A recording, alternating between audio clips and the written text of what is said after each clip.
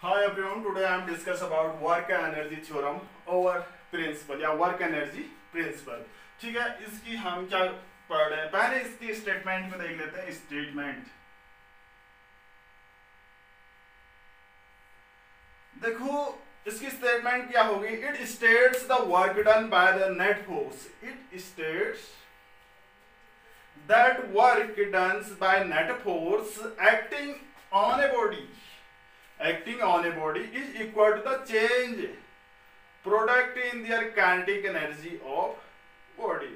यानी change produced in the kinetic energy of body. अगर हम किसी बॉडी पर फोर्स अप्लाई करते हैं तो जो वर्क डन होगा किसके इक्वल होगा, वो चेंज इन काइनेटिक एनर्जी के इक्वल होगा। इस वर्क एनर्जी थ्योरम या वर्क एनर्जी प्रिंसिपल के अकॉर्डिंग जो स्टेटमेंट है, अगर हम किसी बॉडी पर फोर्स अप्लाइड करते हैं तो उसमें क्या होगा, जो वर्क डन होगा वो किसके इक्वल होगा, चेंज इन काइनेटिक एनर्जी के इक्वल होगा। चेंज इन काइनेटिक एनर्जी के इक्वल होगा। Statement it states that work done by the net force acting on a body is equal to the change produced in kinetic energy of the body. ठीक है, तो इसके बाद हम इसकी वो पढ़ रहे हैं, आपकी work energy theorem for a अलग अलग condition for a constant force.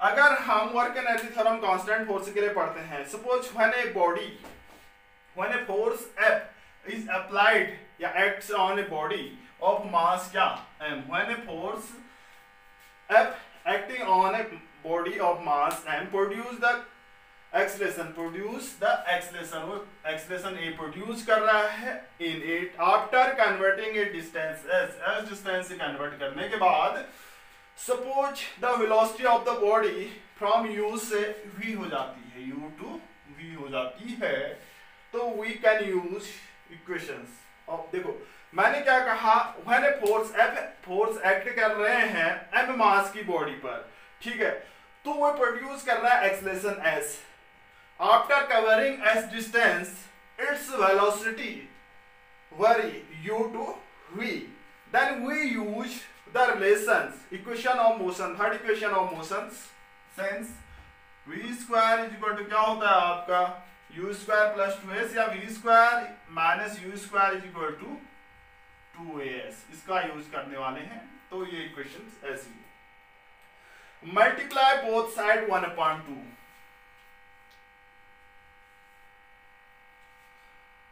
Multiply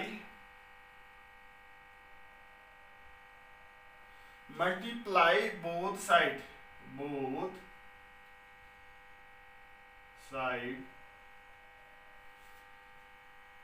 by 1/2m, देन देखो 1/2m से मल्टीप्लाई करेंगे, 1/2m into V square minus 1/2m into U square is equal to 1/2m into a into s, एक 2 भी है sorry, यानी m लिखा m इंटू 2as, दोनों ओर 1/2 से हमने मल्टीप्लाई कर दिया, तो इस 2 से तो ये 2 कैंसिल आउट हुआ। ठीक है, 2 से 2 कैंसिल आउट हुआ। इसके अलावा न्यूटन सेकंड लॉ रूल से सिंस F इक्वल टू क्या जानते हैं हम, m इंटू ए जानते हैं, यहाँ m इंटू ए है m इंटू ए। देखो इसको क्या कहते हैं, हाफ एम बी स्क्वायर। देखो u इनिशियल वेलोसिटी है, m क्या है, मास ऑफ द बॉडी है, u इनिशियल वेलोसिटी है, v फाइनल वेलोसिटी है, ये फाइनल काइनेटिक एनर्जी होगी। क्यों होगी, देखो हाफ एम बी स्क्वायर, देखो इसको हम कैसे लिख सकते हैं, half M V square minus half M U square is equal to, यहाँ पर m इंटू ए को लिख दिया मैंने, क्या m इंटू ए को f लिख दिया इंटू s लिख दिया। ठीक है, अब देखो u और v क्या है, u क्या है इनिशियल वेलोसिटी है और v क्या है फाइनल वेलोसिटी है, तो क्या लिख सकते हैं हम, हाफ एम यू स्क्वायर जो होगा, हाफ जो एम यू स्क्वायर होगा, ये क्या होगा, initial kinetic energy of a body होगी, क्योंकि यहाँ पर इनिशियल क्या है, ये है आपकी वेलोसिटी आई है, और हाफ एम बी स्क्वायर ये क्या होगी आपकी फाइनल काइनेटिक एनर्जी होगी। क्यों, क्योंकि v क्या है फाइनल काइनेटिक एनर्जी है। तो यहां से हम क्या लिख सकते हैं, ये देखो इस इक्वेशन से काइनेटिक एनर्जी फाइनल के एफ लिख रहे हैं, kinetic energy final minus kinetic energy initial. देखो फोर्स इनटू डिस्प्लेसमेंट है, इसको हम क्या पढ़ते हैं, डब्ल, ठीक है। देखो इसको हमने क्या लिखा, काइनेटिक एनर्जी, और इसको kinetic energy of initial force into displacement को ये लिख दिया।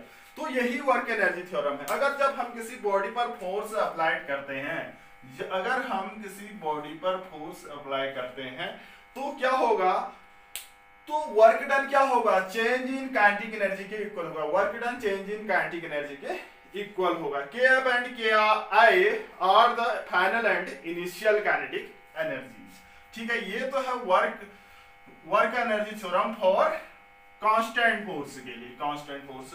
अब देखो वर्क एनर्जी थ्योरम, देखो कुछ स्टेप्स, ए ब्लॉक कवर अनदर ब्लॉक, ठीक है। देखो एक चीज और आ रहा है, ए ब्लॉक कवर, इसमें कुछ भी छूटा नहीं है नए सिलेबस के according. A block cover, sorry, a block over another block, another block, a block over another block, एक ब्लॉक दूसरे ब्लॉक के। देखो when a block A is placed on a block B, ये ब्लॉक बी है, ये block B है, और ए इसके ऊपर रखा गया है हमारा, ये ए है, ठीक है। Block B is accelerated towards the right, block B को हम कहा, ये बी है, इसको हम राइट की ओर एक्सेलरेट कर रहे हैं, फोर्स एफ लग रहा है, ठीक है।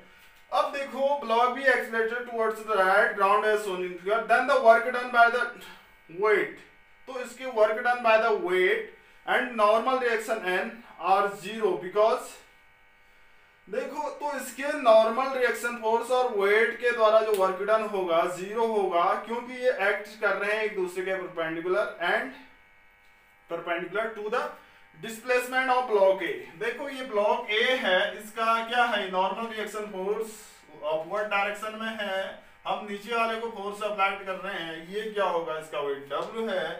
तो यहां पर जो क्या होगा आपका, अब स्यूडो एक फोर्स एक्ट करेगा इस पर, उसे हम स्यूडो फोर्स कहते हैं, ठीक है।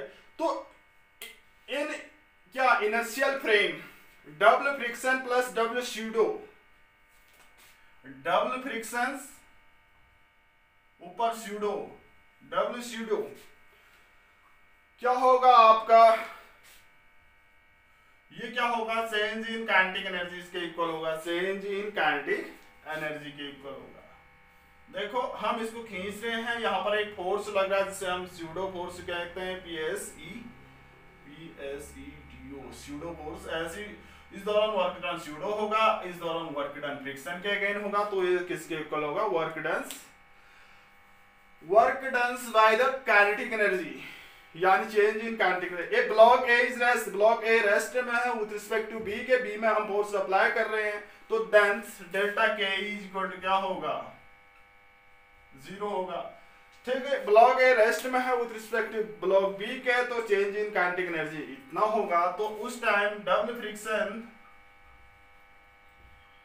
Is equal to double pseudo के इक्वल होगा, कब, जब ब्लॉक ए रेस्ट में है। Non inertial frame of reference के इक्वल क्या होगा आपका, non inertial frame of reference हम पढ़ चुके हैं, तो क्या होगा, डबल जो होगा आपका external plus double internal, double external plus double internal plus double pseudo, double pseudo plus double क्या अदर जो भी है, ये किसके इक्वल होगा, नॉन इनिशियल फ्रेम है, ये क्या होगा, काइनेटिक एनर्जी के इक्वल, कब, ये non inertial frame of reference है, non inertial frame of reference के लिए ये होगा। अगर हम कहते हैं work energy theorem for true for any particles is the presence of all type of the forces conservative of non conservative, तो ऑल टाइप ऑफ फोर्सेस के लिए ये क्या है, ट्रू है, क्या, ये वर्क एनर्जी थ्योरम, ठीक है। When kinetic energy increase, work done is positive and kinetic energy decrease, work done क्या नेगेटिव होगा। तो ये और टाइप के फोर्सेस के लिए क्या है एप्लीकेबल है, ट्रू है वर्क एनर्जी थ्योरम। अब इसी के अंदर बाहर एक पढ़ते हैं work energy theorem for variable force. अब फोर्स जब work energy theorem for variable force, अभी थोड़ी देर पहले हमने पढ़ा था work energy theorem for a constant force. अब वेरिएबल फोर्स है तो क्या लिख सकते हैं हम वर्क एनर्जी थ्योरम। देखो work energy, suppose F force acts on a body, कोई फोर्स एक्ट कर रही है मास एम पर। एफ फोर्स, एफ क्या है वेरिएबल फोर्स है, एक्ट कर रही है मास एम पर, ठीक है। बॉडी का मास है एम, प्रोड्यूस द डिस्प्लेसमेंट, वो क्या करती है डिस्प्लेसमेंट प्रोड्यूस कर रही है। सपोज क्या कर रही है ds प्रोड्यूस कर रही है इनटू ओन डायरेक्शंस, अपनी ही डायरेक्शन में, यानी थीटा इक्वल टू 0 डिग्री में अपनी ही डायरेक्शन में क्या कर रही है डिस्प्लेसमेंट प्रोड्यूस कर रही है। Then work done equal to क्या होता है dw इज इक्वल टू क्या होता है f इंटू ds, यानी f ds cos थीटा, यानी f ds cos 0 degree, theta की जगह अपनी डायरेक्शन में डिस्प्लेसमेंट प्रोड्यूस कर रही है। तो क्या होगा dw is equal to f into ds, cos की 0 की वैल्यू क्या होती है आपकी 1 होती है, ठीक है। अब हम जानते हैं the time rate of the kinetic energy हम फाइंड कर रहे हैं। काइनेटिक एनर्जी क्या होती है आपकी k इज इक्वल टू होती है आपकी हाफ mv स्क्वायर। हम the time rate of kinetic energy, the time rate of kinetic energy क्या लिख सकते हैं टाइम रेट ऑफ, इसको हम डिफरेंशिएट कर देते हैं t के रिस्पेक्ट में, d by dt into k is equal to d by dt into half mv square, लिख सकते हैं ऐसा। हमने काइनेटिक एनर्जी को डिफरेंशिएट किया गया है विथ रिस्पेक्ट टू किसके, टाइम के रिस्पेक्ट में, टाइम है t दोनों ओर। देखो अब होगा क्या, इसको मैं अरेंज कर देता हूं नीचे देखिए। देखो d बाय dt ऑफ के time rate of change of kinetic energy dk by dt, ठीक है, इज इक्वल टू यहां पर क्या है हाफ, ये कांस्टेंट है m कांस्टेंट है, डिफरेंशिएट करेंगे d by dt of velocity, इतना ही डिफरेंशिएट कर सकते हैं हम, कर सकते हैं। तो देखिए यहां पर time rate of change of, ये तो हो गया हाफ m। देखो यहां पर वेरिएबल v है, यहां पर t है, v को हम t के रिस्पेक्ट में हम क्या कर रहे हैं डिफरेंशिएट कर रहे हैं। तो क्या होगा t को v के रिस्पेक्ट में डिफरेंशिएट कर रहे हैं, यानी integration d by dx of x की पावर n इंटू dx होता है, हाफ होता है n की वैल्यू यहां पर 2 आएगी, dx मींस v की पावर क्या 2 माइनस 1, ये एक और dv अपॉन dt बन जाएगा यहाँ पर dv अपॉन dt। देखो ये तो हो गया 2 से 2 कैंसिल आउट हुआ, m into v, dv upon dt को हम क्या लिख सकते हैं एक्सलेशन लिख सकते हैं, dv अपॉन dt को हमने क्या लिखा एक्सलेशन, ठीक है। यहाँ पर क्या किया गया हमारे द्वारा m इंटू v, ये देखो dv अपॉन dt को क्या लिखते हैं हम rate of change of velocity, इसको एक्सलेशन, फिर मैं m इंटू a को लिख दे रहा हूं, क्या f लिख दे रहा हूं। ये तो आया dk upon dt is equal to इतना आया क्या ma इंटू v, इसको ऐसे लिख दिया मैंने, ठीक है, ma इंटू v, इसको हम क्या लिख सकते हैं f लिख सकते हैं रेट ऑफ चेंज। तो dk upon dt is equal to f into ये क्या है v, ठीक है, f into v, multiply cross multiply करेंगे dk is equal to f into v into dt, f into v into dt, इसको हमने multiply किया है। देखो कुछ टर्म्स आए हैं यहां पर, इस v को हम क्या लिख सकते थे, v को dk upon dt equal to v को हम लिख देते हैं, एक मिनट थोड़ा सा, इस v को हम लिख सकते हैं F into D S upon D T, लिख सकते हैं F into D S upon D T, यानी वेलोसिटी होती है rate of change of displacement. तो ये dt से ये dt कैंसिल आउट हुआ, तो dk इज इक्वल टू क्या आया F into D S, dk is equal to F into D S. देखो हमने वेलोसिटी को ds अपॉन dt लिखा, तो एक dt से dt cancel, dk equal to F into D S आया, तो यहाँ से कुछ टर्म कैंसिल आउट हो रहे हैं, तो ये बच रहा है हमारा dk। अब देखो हमें टोटल काइनेटिक एनर्जी फाइंड करने के लिए हमें क्या करते हैं, इंटीग्रेशन करना पड़ता है। इंटीग्रेशन ये dk is equal to integration क्या F ds। तो ये इंटीग्रेट कहां से कहां तक कर रहे हैं, ये इंटीग्रेट करेंगे kinetic energy initial to kinetic energy final तक।